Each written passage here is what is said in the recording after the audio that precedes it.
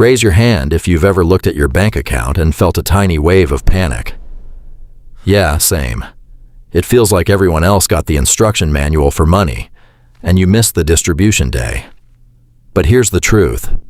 Financial freedom isn't about memorizing complex tax codes, tracking fractional stock movements, or living off dry toast for the next 20 years. Most people don't need a degree in macroeconomics. They just need to stop letting their money pull them around by a leash. Once you see the pattern, everything flips. The financial industry makes things sound incredibly complicated on purpose. They use heavy words like amortized liabilities, dollar cost averaging, and diversified portfolios. Why? Because if you think money is a monster, you'll pay someone else to fight it for you. It keeps you small. It keeps you dependent. But the math of freedom is surprisingly simple, actually. It doesn't live inside a 1,000-page ledger. It lives in your daily choices. Think about your money as a small army of workers. Every single dollar you own is a soldier. Right now, your soldiers are probably running away from you the second they arrive. They go to the coffee shop. They go to the streaming services you haven't opened since last summer. They go to that random online subscription you forgot to cancel 3 months ago. You're running a military base where the gates are completely wide open, and everyone is just deserting.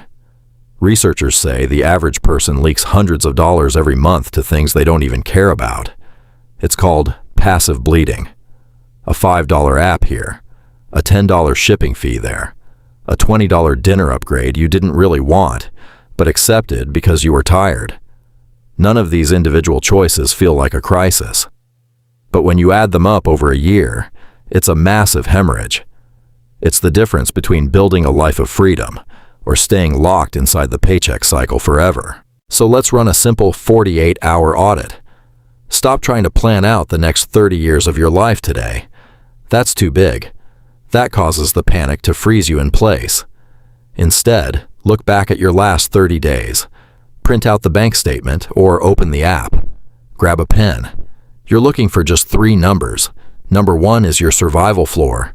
This is what it actually costs to keep the lights on, the roof over your head, and basic groceries in the kitchen. No extras. Just survival. Number 2 is your ghost money. This is the stuff that leaves your account without you explicitly making a conscious decision. The automatic renewals, the accidental memberships, the hidden fees. Highlight every single one of them. Take 20 minutes today and cut them out completely. Call it a clean sweep. If you miss them next month, you can always buy them back. But here is the secret surprise. You won't miss them. You'll just feel lighter. Number 3 is your choice capital. This is what's left over when the floor is covered and the ghosts are gone. This is where the game is won or lost. Most people treat choice capital like an emergency exit. They spend it immediately because seeing a balance in the account makes their hands itch. They think, I have $50 left, so I can spend $50. But that is the exact trap that keeps you on the hamster wheel. If you want to step off the wheel, you have to change what a dollar means to you.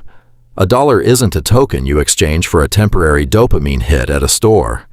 A dollar is a piece of your time wrapped up in a green piece of paper. When you spend $20 on something you don't need, you aren't just giving away cash. You're giving away an hour or 2 of your actual life that you spent earning it.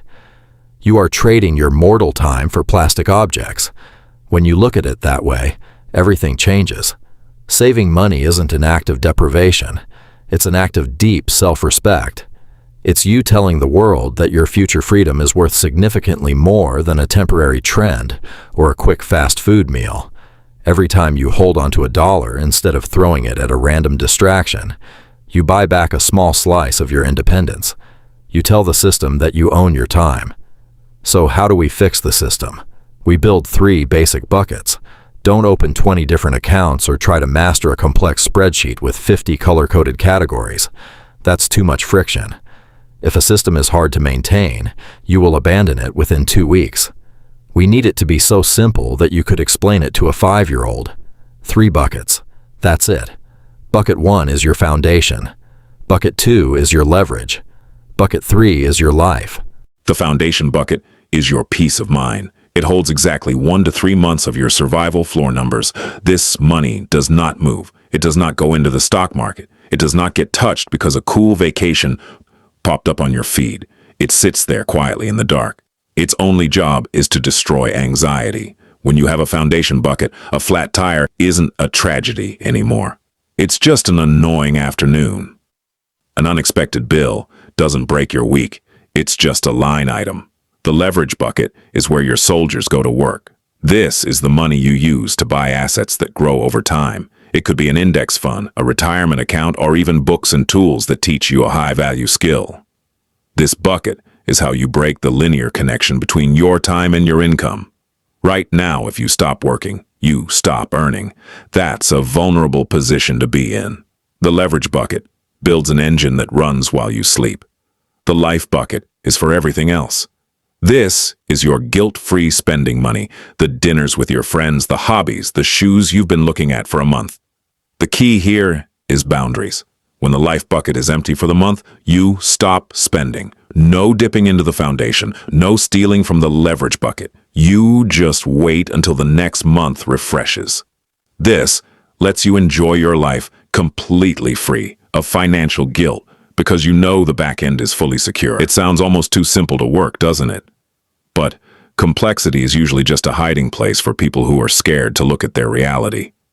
You don't need to become a Wall Street trader to win this game. You don't need a massive salary shift tomorrow morning. You just need to draw a hard line in the dirt and decide that you are no longer going to be a passive bystander in your own economic life. Stop checking your balance only when you're about to swipe your card. Open the app when things are calm. Face the numbers. They aren't a judgment on who you are as a person. They are just data points on a map, showing you where you are standing right now. Once you know exactly where you are, figuring out the next step forward becomes incredibly obvious. Do the important structural shifts first. Cut the useless ghost noise out of your accounts today. Build the 3 simple buckets, and when you look at your growing foundation next month, take a deep breath and feel the shift. Because you didn't just save some cash. You didn't just follow a strict budget rule. You actually owned your life.